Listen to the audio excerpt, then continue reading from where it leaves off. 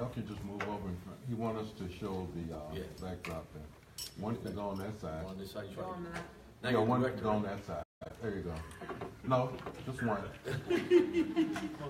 Wow, beautiful. We ready? Give us that. Let him get this. Okay, just let me know when you guys are good.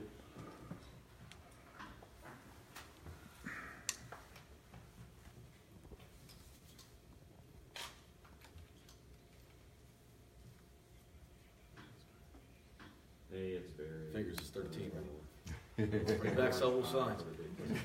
What's it? We never had it was a one-man show. Yeah. Just kidding.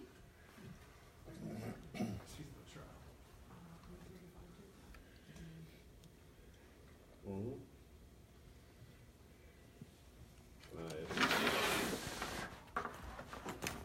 They tell me your budget must be short, not using your own personal phone and Yeah. personal. What's up with the news journal? Come on. It's all my stuff.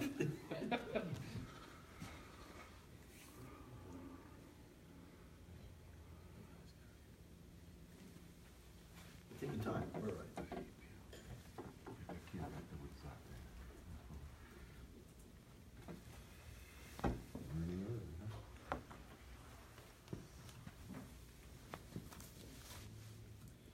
Are we ready on that? Just wait. It's Daytona Beach Police.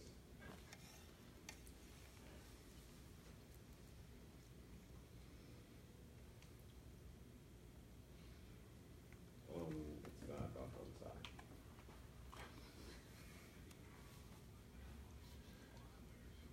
Yeah, he's not talking, so. All right. All right, thanks. We good?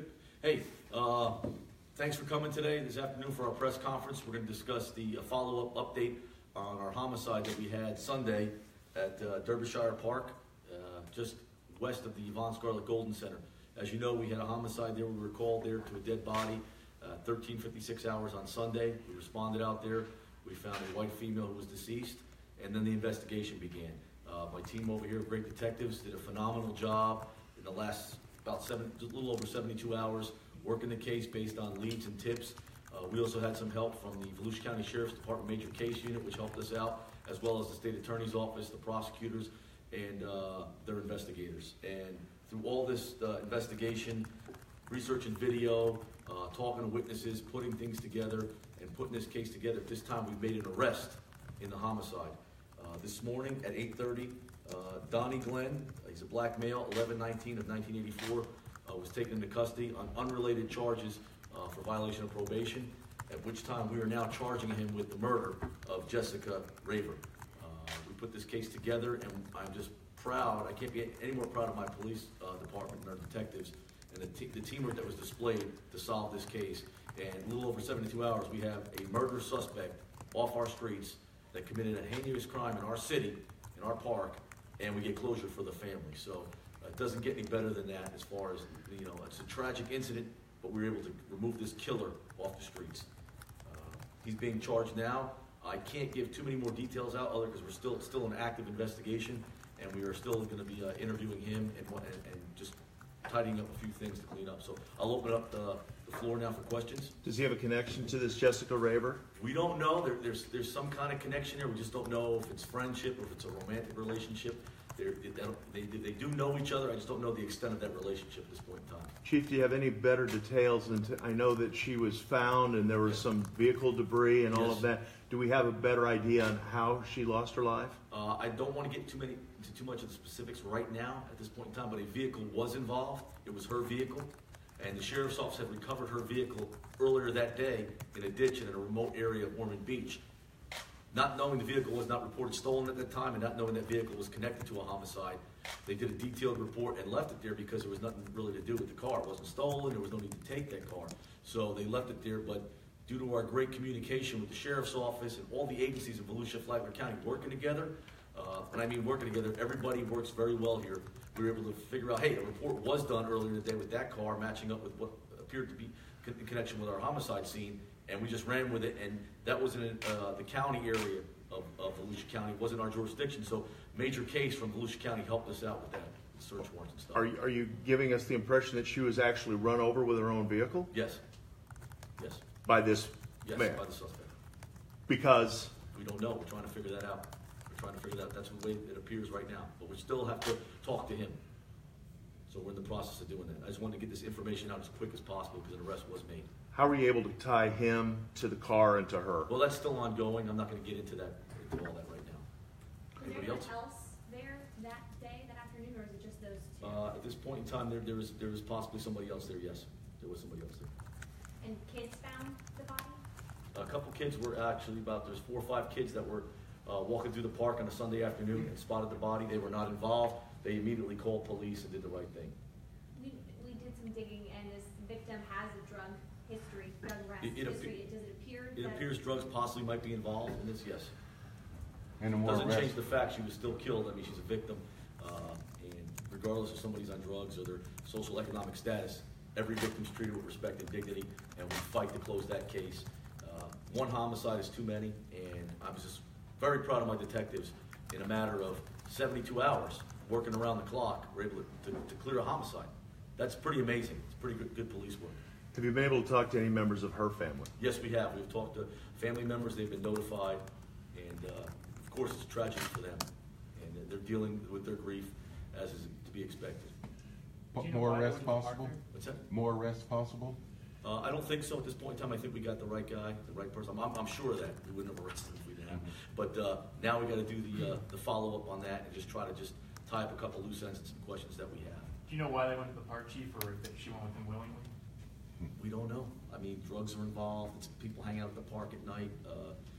We take some measures there as far as, and it's not just that park, any park. People are going to go to parks because they're kind of quiet and docile and nobody's around. So if you're going to do some illegal activity, you might do it in the park. So Where was the car found in Ormond? yes, Ormond, in the unincorporated area of Ormond Beach, in a pretty much remote area. I don't know the exact address. Was that before or after the body was discovered, the car was? Well, the car was found earlier, before the body was discovered, but they didn't know the car was involved. They found a car, they ran the tab, everything. The car came back, it was perfectly not stolen, nothing wrong, so they just left it there. It was in a ditch, it was secured, maybe somebody left the car there and they were going to come back and get it. But they did a detailed report documenting everything, which we were able to get that report and tie it to our homicide later as we started doing our investigation. What kind of vehicle was it? It was a Hyundai, I believe it was a white Hyundai, which we were able to look at. We have video cameras installed at the Yvonne Scarlett Golden Center. We were able to look at those videos to help us in our investigation. We put those cameras in right when the center opened several years ago, and the cameras did their job because the cameras were huge in our case. So Was the body was discovered in the afternoon. Do you have any idea when the actual homicide? Sometime within probably 12 hours or 17 hours, but you got to understand, where she was found, yes, it was an open field, but Sunday in that park, it's really not active. Believe it or not, every other day is pretty active out there. During the week, it's packed. You go out there at night during the week. And if you go on Saturdays with the Pop Warner football and the other events, it's packed. Sunday is usually quiet. We have football playoffs going on right now, so a lot of the teams were coming there late Sunday afternoon to practice. And I think it's late in the afternoon when people were coming to the park. That's when they found the body. Those kids did a great job. We've talked with their families, and we're in the process of getting them grief counseling if needed. And whatever they need, we're helping them out. What's Mr. Glenn's criminal history? He has a history of, he's 20 felonies, 6 convictions. He's got some firearms offenses, battery, fleeing, narcotics, sales, deliveries. So he's not a nice guy. He's a frequent flyer, and he's got a violent history, actually. So, sorry, you had a question back there. Yeah, you say that they knew one another. Yes, Was their there was some relationship romantic in We nature? don't know yet. We don't know. We don't know. We still have some work to do, but we did make an arrest in it. We've charged them, and now we just got to, follow up on a couple. And you're confident? You're confident it's a Absolutely. solid arrest? Absolutely. Based on the information we have that I can't release now, and some of the evidence we have, and everything put together, we would not just go randomly go out and lock somebody if we weren't comfortable with it. What were It's the- been approved by the state attorney's office. It's been with us the entire way. They're investigators, the prosecutors that are going to prosecute the case. And it was a team effort between, like I said, the sheriff's office helped us out tremendously. My detectives, I can't say enough good things about what they did to take basically nothing, and in a matter of a little over 72 hours, that just goes to show the work ethic we have at the Daytona Beach Police Department. Sergeant Karcher, I think, is here. Done a great job. And you got to understand, we had another homicide Friday that we had one that occurred at the Popeyes on Ridgewood. So in a matter of a weekend. If you go back, before that we had another homicide on Bevel Road, so in a matter of 10, 12 days we had 3 homicides, and they're all been cleared by arrests. So that's the kind of caliber of police officers you have here at the police department. Tenacious, on track, on job, and whatever it takes to solve the case, and they don't give up and don't quit. I'm very proud of them. I'm very blessed to have a great group of detectives here. I'm lucky, trust me. Chief, congratulations on your catching this guy. Yes. By listening to his rap sheet, how is he on the streets to begin with? I know there's been the judicial system has been kind of, I don't get involved in that. We just stay up, we do our part of the job, We do our job, we do it very well, we're very efficient. We can only control what we can control, and we do it at 100%. And then it gets turned over to the justice system, and it's their turn to do their job. And I don't know. It's a shame that this guy's out walking around. I feel sorry for this victim. I feel sorry for her family. I do feel satisfied that we were able to remove this killer and remove him within a matter of just over 72 hours. Did they express any satisfaction with the fact that he's in custody? They are, yes. They're still a grieving family, but I think they have closure now, and that's huge. Anytime you have these type of tragic, horrific events where they can get closure, and they don't have to wonder what happened, is this killer still out there? And he is not out there. He is in custody. So I'm very happy for that. Glenn was arrested on a VOP. Yes. What did he do to violate his probation? That I don't know. He was coming for a hearing today. He showed up. They violated him, at which time, and revoked his bond on another charge he had out. And I don't know what it was, what he was on bond for. But we were able to snatch him up real quick, and then we had enough to charge him with our affidavit for the first-degree murder. So he was picked up at the courthouse? Yes. In DeLand or Daytona? I think it was Daytona. It doesn't get better than that. We don't have to go look and hunt him down. He came to us. Chief, you mentioned security cameras. I'm sure Yes. officers were wearing body camera. Is there any video that you guys? We're not going to release any video right now. There's really no body camera video from the actual, unless some officers had it there when they were on the scene, but I don't think we did at that point in time. But we have cameras on the Yvonne Scarlett Golden Center. And you got to understand, some of these cameras were knocked out because of the hurricane. But we got in there and fixed some of them prior because we understand the importance of video. So thank God those cameras were working, because those cameras were huge in breaking this case open and helping us out. And since then, we've taken some other measures that we're doing out there, because it's a great facility. It's a well-used facility. My kids play football there. My kids play sports there. So it's a great, safe area. But sometimes with homicide, you can't control when somebody's going to kill somebody unless you're right there at the right time to stop it. And if somebody's hell-bent on doing that, they're going to do it. It could happen anywhere. It could happen, not in our city, but it could happen anywhere. It just happened to happen at that point in time at Derbyshire Park.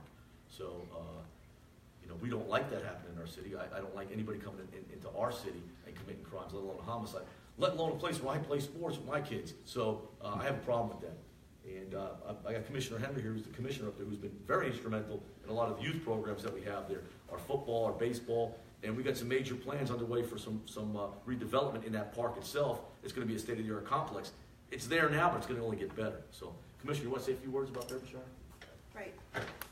First, I want to thank Chief and his detectives for the wonderful work that they have done, and being transparent to the citizens of Daytona Beach. That is paramount when we have something of a tragic nature.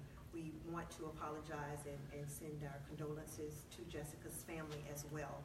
Derbyshire Park is a park that I myself personally played in for 46 years. And I did Pop Warner there as a youth, and my children are now there doing Pop Warner, as well as at the Yvonne Scarlett Golden Center. And you have to understand, it is a very vast area. It's a big park. On any given day, that park services 400 children Monday through Saturday, and then it probably services an additional 50 to 60 more, maybe 100 if you would count the basketball park that we have over there. So on any given day, we're serving 400 children at that park. And so it was crucial that the chief got in there and made sure that people understood that we are not going to tolerate this, one, just as a community, and two, in an area where we have to service our children. It's almost like sacred ground.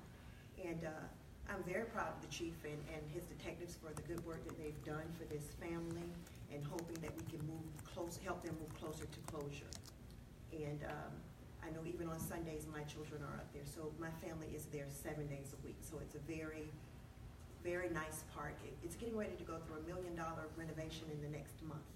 And so it's going to be a state-of-the-art facility. It's our biggest park in Volusia County.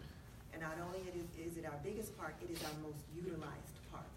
So children from all over the county are utilizing that facility for different things, such as baseball, basketball, football. And so we're just very proud of the work that the chief has done. Any other questions? Any other questions of me or my staff? Correct spelling of the suspect's name? His name is going to be Donnie, D-O-N-N-I-E. Last name Glenn, G-L-E-N-N. He's a black male, 11/19 of 84. And like I said, he has a violent history to include narcotics, battery, fleeing, eluding, weapons possession. And he's not a good guy. He's now in custody. Any forensics that traces him to that car? It's still ongoing. I can't talk about it.